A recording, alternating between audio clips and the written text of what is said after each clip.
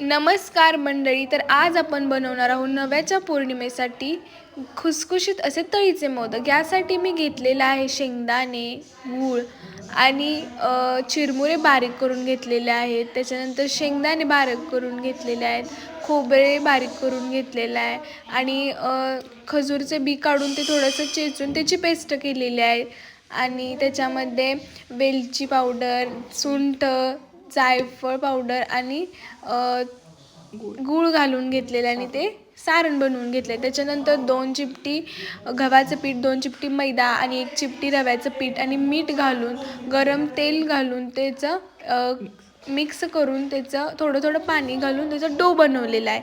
आणि आता मी सगळे गोळे करून ते लाटून घेणार आहे आणि त्याच्यात सारण भरून घेऊन मस्तपैकी असा मोदकाचा आकार द्यायचा आहे त्याला. आणि आता आपले मोदक तयार आहेत बनवून आणि आता आपण ते फ्राय करणार आहे. तर तुम्ही बघू शकता खूप सुंदर असे खुसखुशीत मोदक आपले तयार झाले.